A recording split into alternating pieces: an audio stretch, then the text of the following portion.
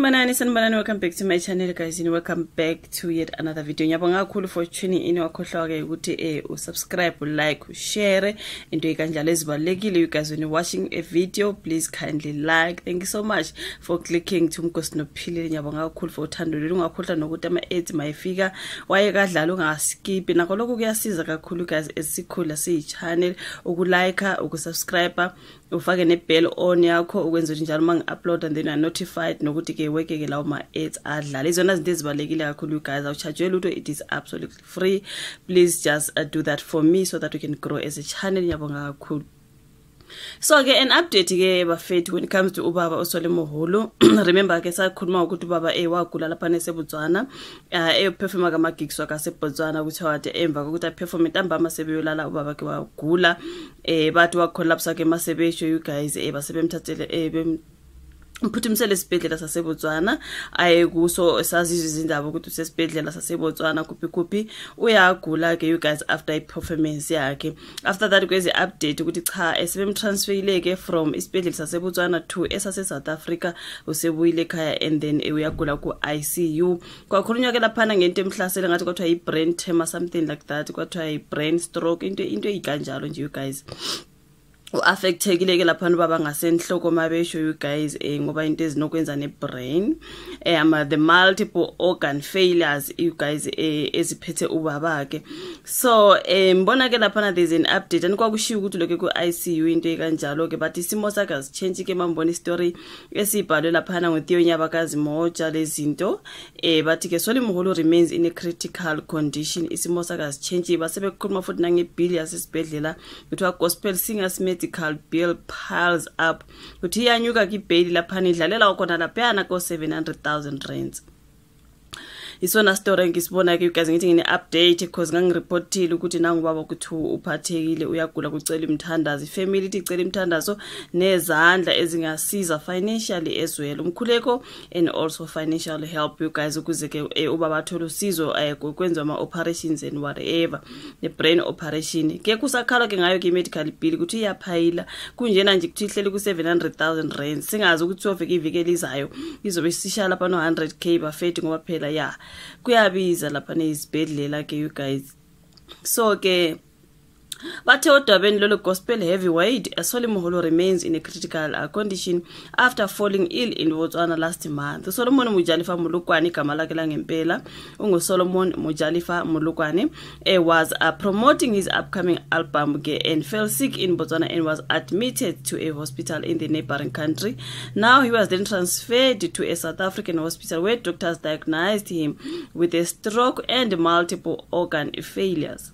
Now the bill is ballooning mabesho ke you guys, according to a statement by the family. Maybe I'll bring it on my screen. This necessitated immediate and extensive medical intervention including brain surgery. Now he was rushed to the intensive care unit ICU, and his family and management continue to ask for help through donations as medical costs for his treatment have ballooned to 700k. His management team said, given the substantial nature of the expenses, the Molokwane family is urgently seeking financial support from the public at large as well as his associates and or supporters as to assist in covering of his medical costs. Your financial support during this challenging time would be greatly appreciated and will significantly aid to Molokwane family in managing the financial burden associated with Solemoholo's treatment to ensure his deeply recovery. Now, the Moholo's family has extended its gratitude for the support they received during the challenging time. They also confirmed any financial aid would be greatly appreciated in managing the financial burden associated with his treatment.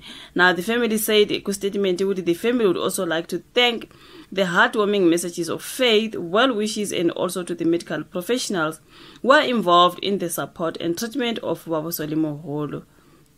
So his management team said donations should be made in the following bank banking details ke ngizokubekela lawo ma banking details ku screen sami lona daba lika baba Solimoholo ukuthi ngicela usizo lapha ngiyabonga futhi imthandazo ama well wishes and everything nithumela ku baba Solimoholo babonga kakhulu kodwa bayakhala ukuthi kudingeka imali njengoba ibill iloki phayila iyaphezulu bayacela bathi isimo sakhe asichenjanga you guys this condition still remains critical bafethu lona daba ndibona iupdate ke lapha ngoba baba Solimoholo kusho ukuthi nje uloke ku ICU mabethu akuchange kusho ukuthi uloke ku ICU you guys which is so sad.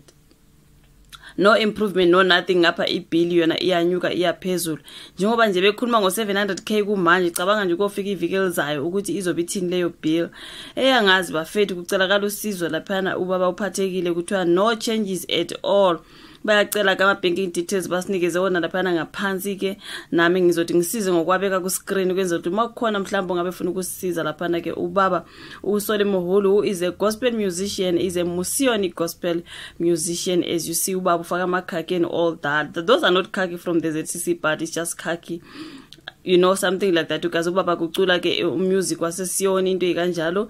I think uyafaka nobukwaito nyana futhi ne politics nyana ukasi amazi kakhulu baba uSolimoholo uyayithanda ipolitics futhi ngokunjalo emaculweni akuthola yonke nje inhlobo yama messages and all that.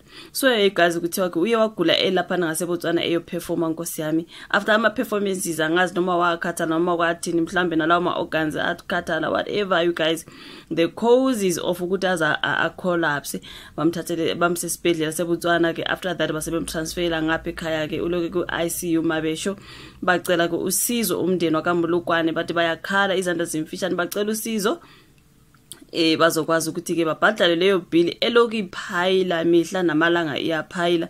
So ungasiza ke mangabe ukwazi ukusiza na i-account on my screen.